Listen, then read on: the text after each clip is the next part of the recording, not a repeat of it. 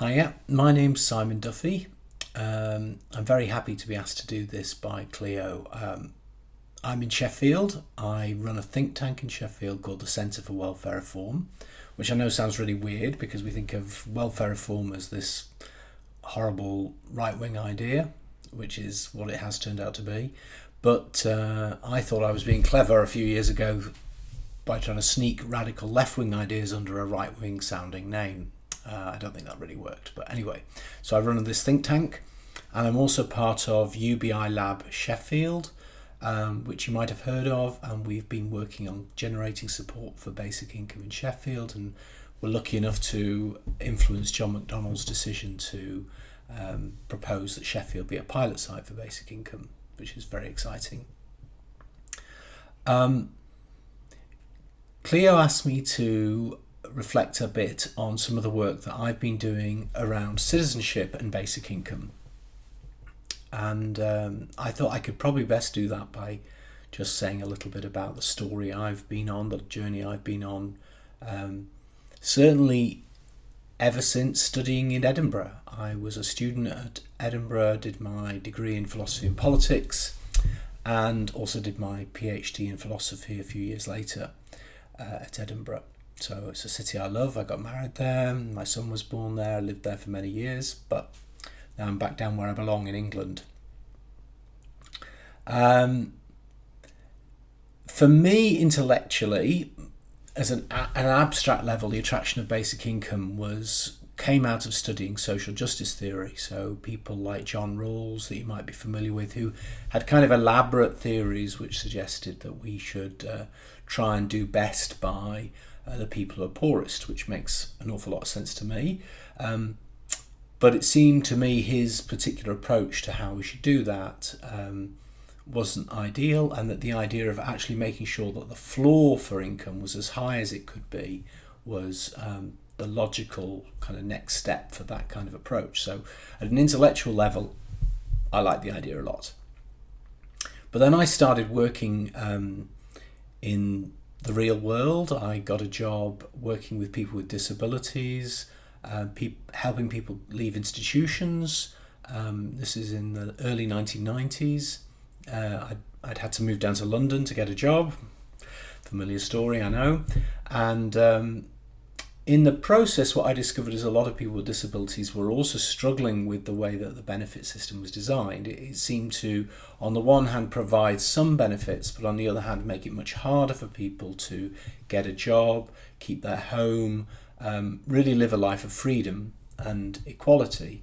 And so that was also, for me, one of the things that has always attracted me to basic income. I think I presented recently to a group of people with intellectual disabilities in Vilnius about the idea of basic income plus that I and Jim Elder-Woodward have been trying to develop, and I was one of the most enthusiastic audiences I've had because people could relate exactly to why basic income might liberate them from lots of very unfortunate features of the current system.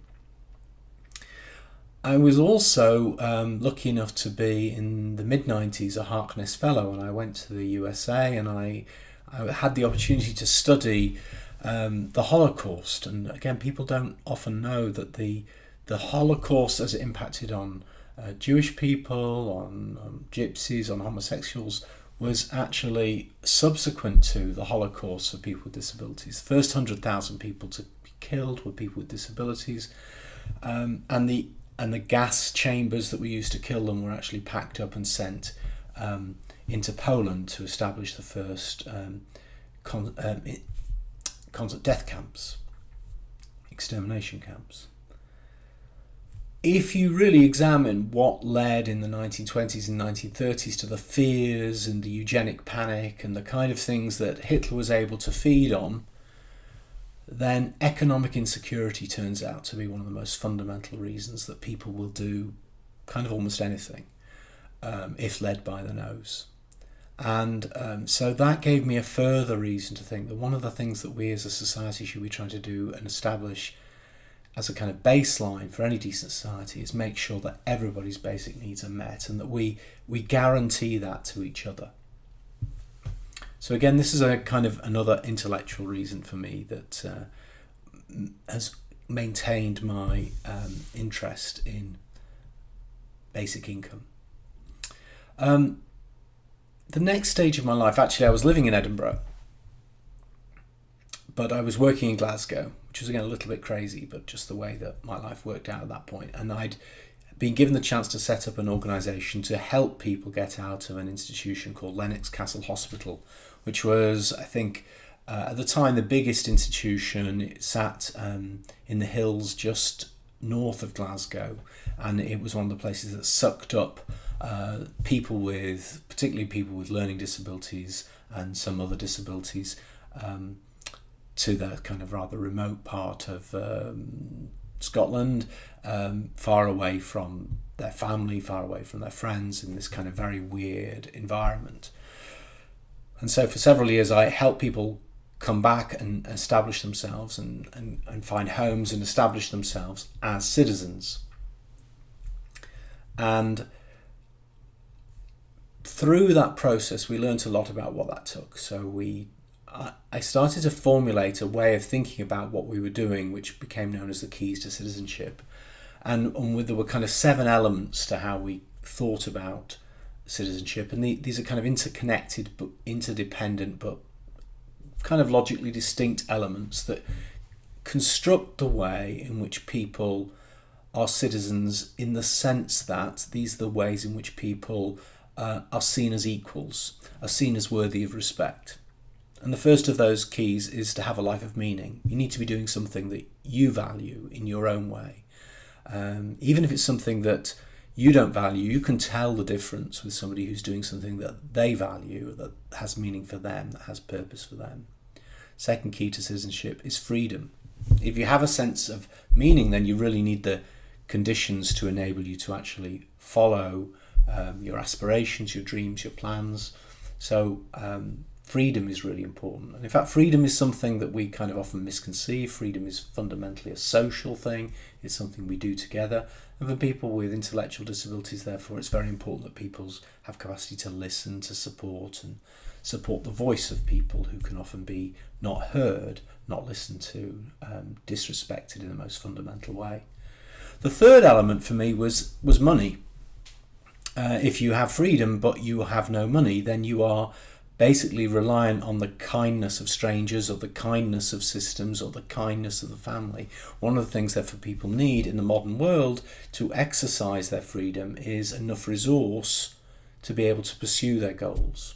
Not always to achieve them, but at least to pursue them, to have enough economic independence to be able to say, I'm going to try this, and if that doesn't work out, my world isn't going to fall apart, I'll try that. The other 4 keys are home, and I think actually, again, it's very important to distinguish home. That's why in UBI Lab Sheffield we're very clear that a basic income really shouldn't cover rental costs, that actually we need a whole different approach for housing, and that's a whole other discussion.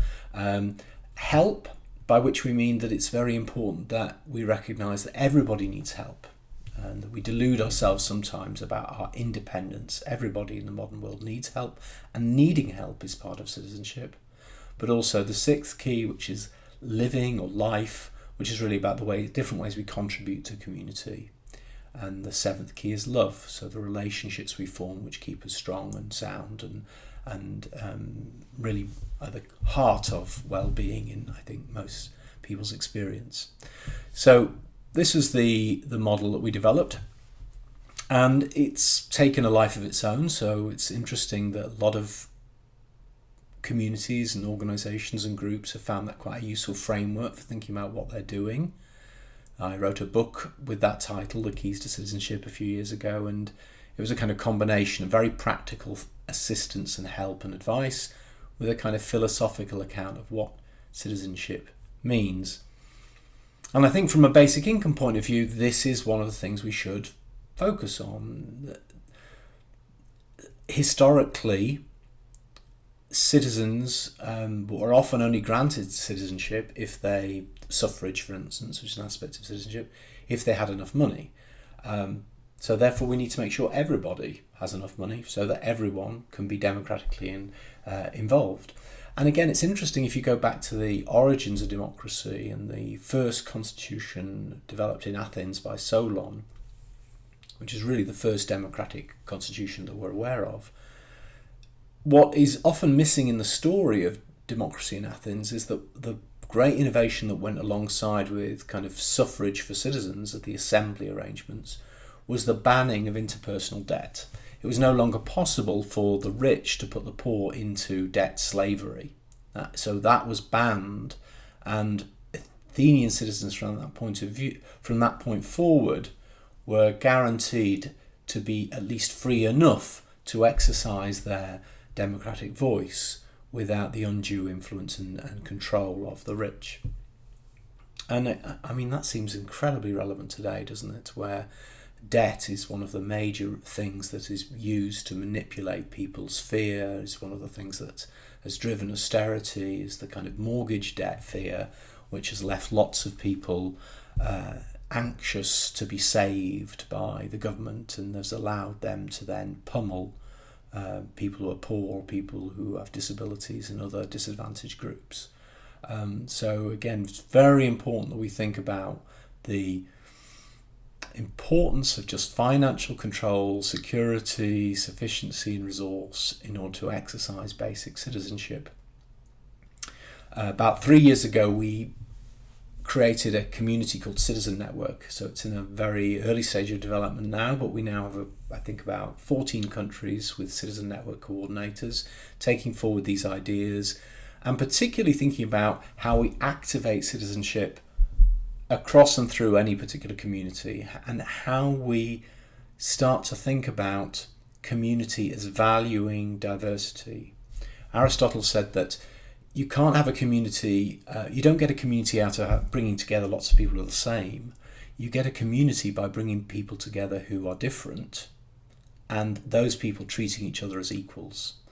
So for me, the idea of citizenship is really the integration of two important social values: the value of equality, our moral worth, our fundamental equality, with the wonderful diversity of humanity, the fact that every single individual is different, and whether you've got a disability, whatever your gender, whatever your sexuality, whatever your race,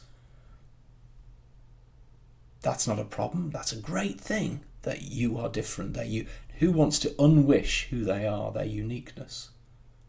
So through coming together as citizens, we create communities of equals who can really build respect together. And so that's the kind of concept that we're developing through Citizen Network. And last weekend for me, when I'm recording this, but not for you, Cleo and I met in Glasgow at Citizen Fest, where we were fortunate to be able to present basic income to a kind of rather chaotic kind of day of celebrations of music and festivities and thought. And so I think that it would be fantastic if the basic income community could think about the relationship of economic security to activated citizenship, and also the role of community and citizenship in bringing together diversity at a time when so many people are trying to divide us and create fear between different groups. So thanks a lot to Cleo for asking me to do this. It's a real honour, and lovely to feel that I'm kind of virtually present in one of the most brilliant cities in the world, Edinburgh. But bye-bye from Sheffield.